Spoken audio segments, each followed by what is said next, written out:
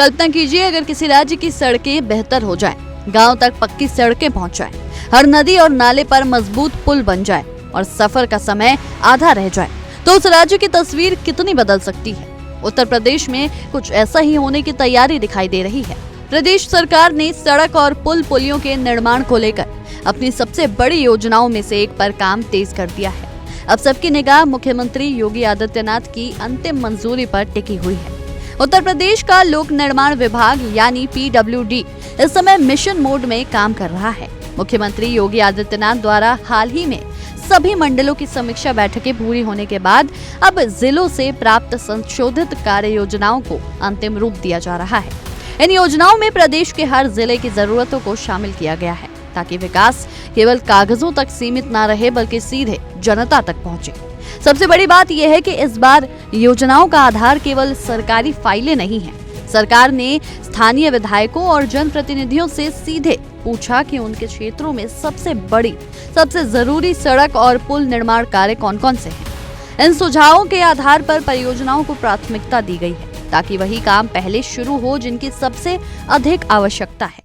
इस पूरे अभियान की लागत भी अपने आप में बेहद बड़ी है। इस वित्तीय वर्ष में लगभग 30,000 करोड़ रुपए सड़क, पुल और पुलियों के निर्माण तथा सुधार कार्यों पर खर्च किए जाने की योजना बनाई गई है। इतनी बड़ी राशि का निवेश ये दिखाता है कि राज्य सरकार बुनियादी ढांचे को अपनी प्राथमिकता में सबसे ऊपर रख रही है। मुख्यमंत्री के समक्ष इन प्रस्तावों का विस्तृत प्रस्तुतिकरण किया जाएगा। यदि मुख्यमंत्री योगी आदित्यनाथ इन योजनाओं को मंजूरी दे देते हैं तो अगले ही दिन से प्रशासनिक स्वीकृतियां जारी करने की प्रक्रिया शुरू कर दी जाएगी। इसका उद्देश्य साफ है, योजनाओं को बिना देरी के धरातल पर उतारना। सरकार इस बार केवल घोषणा करने तक सीमित नहीं रहना चाहती। लोक निर्माण विभाग ने पहले से ही लगभग सभी प्रशासनिक तैयारियां पूरी कर ली हैं ताकि मंजूरी मिलते ही टेंडर, बजट आवंटन और निर्माण प्रक्रिया तेजी से शुरू की जा सके, यानी फाइलों में समय बर्बाद ना हो और काम सीधे जमीन पर दिखाई दे। मुख्यमंत्री योगी आदित्यनाथ की मंडलीय समीक्षा बैठकों का उद्देश्य केवल विकास कार्यों को समीक्षा करना नहीं है। इन बैठकों के जरिए ये समझने की कोशिश की गई है कि अलग अलग जिलों की वास्तविक जरूरतें क्या है। कहीं सड़क चौड़ीकरण की जरूरत है, कहीं पुलिया बननी है और कहीं नई सड़कें तैयार करनी है। सरकार ने जिलाधिकारियों को स्पष्ट निर्देश दिए थे कि संशोधित कार्य योजना तय समय के भीतर सीधे प्रमुख सचिव लोक निर्माण विभाग अजय चौहान को भेजी जाए। अधिकांश जिलों ने अपनी योजनाएं भेज दी हैं और शेष जिलों की योजनाएं भी जल्द मिलने की उम्मीद बताई जा रही है। विभागाध्यक्ष AK द्विवेदी के अनुसार इन सभी प्रस्तावों को एकत्रित करके मुख्यमंत्री के समक्ष रखा जाएगा।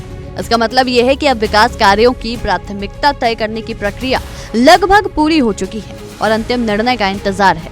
अगर ये योजना तय समय पर लागू होती है तो सबसे अधिक लाभ ग्रामीण क्षेत्रों को मिलने की संभावना है। आज भी प्रदेश के कई गांव ऐसे हैं जहां बारिश के समय सड़कें टूट जाती हैं और पुलिया बह जाने से लोगों का संपर्क टूट जाता है। नई परियोजनाएं ऐसी समस्याओं को कम करने का प्रयास करेंगी। सड़क केवल अपने आने जाने का साधन नहीं होती, बल्कि किसी भी राज्य की आर्थिक धमनियों की तरह काम करती है। अच्छी सड़कें किसानों को बाजार तक पहुंचाती हैं, व्यापारियों को ग्राहकों से जोड़ती हैं और उद्योगों को तेज परिवहन उपलब्ध कराती हैं। इसलिए रोड निर्माण को लेकर विकास की रीढ़ मानी जाती है। पुल और पुलियों का निर्माण भी इसी योजना का बेहद महत्वपूर्ण हिस्सा है। छोटे छोटे नालों और नदियों पर मजबूत पुल बनने से बरसात के दौरान लोगों की आवाजाही बाधित नहीं होगी। स्कूल जाने वाले बच्चों, मरीजों और किसानों को इसका सीधा लाभ मिलेगा। सरकार ने केवल नई परियोजनाओं पर ध्यान नहीं दिया, बल्कि पहले से निर्माणाधीन योजनाओं को भी प्राथमिकता दी है। जिन परियोजनाओं का काम चल रहा है उनके लिए बजट जारी करने की प्रक्रिया तेज कर दी गई है ताकि धन की कमी के कारण कोई भी परियोजना अधूरी न रह जाए। यदि चालू वित्तीय वर्ष का बजट तेजी से खर्च होता है तो विभाग अनुपूरक बजट के माध्यम से अतिरिक्त धनराशि की मांग भी कर सकता है। इसका अर्थ है कि सरकार जरूरत पड़ने पर विकास कार्यों के लिए अतिरिक्त संसाधन जुटाने को भी तैयार है। लोक निर्माण ने परियोजनाओं की निगरानी के लिए भी रणनीति बनाई है। हर परियोजना की प्रगति पर नजर रखी जाएगी और समय समय पर समीक्षा की जाएगी ताकि निर्माण कार्य तय समय सीमा में पूरे किए जा सके। विशेषज्ञों का मानना है कि इंफ्रास्ट्रक्चर पर बड़े निवेश का सीधा असर राज्य की अर्थव्यवस्था पर पड़ता है। बेहतर सड़कें निवेश आकर्षित करती हैं, उद्योगों को गति देती हैं और व्यापारिक गतिविधियों को बढ़ाती हैं। ये योजना रोजगार के लिहाज से भी महत्वपूर्ण हो सकती है। सड़क और पुल निर्माण के दौरान हजारों इंजीनियर, टेक्नीशियन, मशीन ऑपरेटर, मजदूर और निर्माण सामग्री से जुड़े लोगों को रोजगार मिलने की संभावना है। पर्यटन के क्षेत्र में भी इसका सकारात्मक असर दिखाई देता है। अयोध्या, वाराणसी, प्रयागराज, मथुरा, चित्रकूट और कुशीनगर जैसे धार्मिक स्थलों तक बेहतर सड़क संपर्क बनाने से पर्यटकों की संख्या बढ़ सकती है। प्रदेश में कई औद्योगिक कॉरिडोर और एक्सप्रेसवे पहले से ही विकसित किए जा रहे हैं। यदि उनसे जुड़ी संपर्क सड़कें मजबूत होती हैं तो उद्योगों की लॉजिस्टिक लागत कम होगी और निवेशकों का भरोसा भी बढ़ेगा। ग्रामीण क्षेत्रों में बेहतर सड़कें बनने से किसानों की उपज कम समय में मंडियों तक पहुंचेगी। इससे परिवहन लागत घटेगी और कृषि उत्पादों की गुणवत्ता भी बेहतर बनी रहेगी। स्वास्थ्य सेवाओं के लिहाज से भी ये योजना बेहद अहम साबित हो सकती है। बेहतर सड़कें और पुल बनने से एम्बुलेंस समय पर मरीजों तक पहुंच सकेगी और गंभीर मरीजों को अस्पताल ले जाने में आसानी होगी।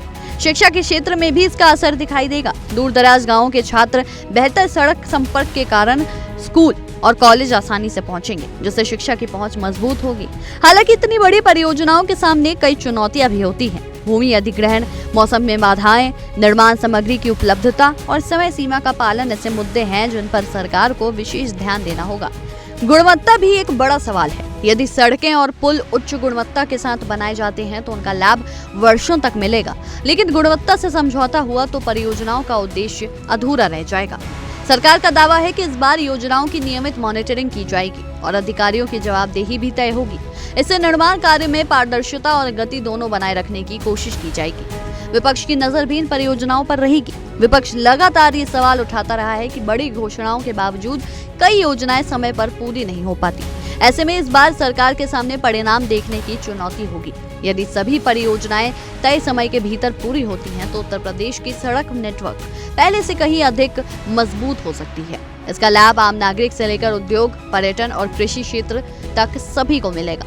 सबसे अहम फैसला मुख्यमंत्री आदित्यनाथ की मंजूरी का है। मंजूरी मिलते ही प्रशासनिक स्वीकृतियां जारी होंगी और निर्माण एजेंसियां अपने अपने क्षेत्रों में काम शुरू करने की दिशा में आगे बढ़ेंगी।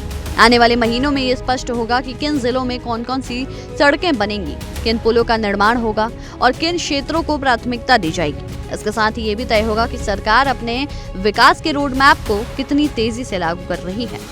कुल मिलाकर उत्तर प्रदेश में प्रस्तावित 3000 करोड़ रुपए की सड़क और पुल निर्माण योजना केवल एक सरकारी परियोजना नहीं बल्कि राज्य के भविष्य से जुड़ा एक बड़ा इंफ्रास्ट्रक्चर मिशन है। यदि ये योजना तय समय, तय बजट और उच्च गुणवत्ता के साथ पूरी होती है तो इससे प्रदेश की कनेक्टिविटी, अर्थव्यवस्था, रोजगार, पर्यटन और ग्रामीण विकास को नई दिशा मिल सकती है। अब पूरा प्रदेश उस क्षण का इंतजार कर रहा है जब मुख्यमंत्री की अंतिम मंजूरी के बाद ये योजनाएं कागजों से निकलकर धरातल पर दिखाई देंगी और उत्तर प्रदेश के विकास को नई रफ्तार देंगी।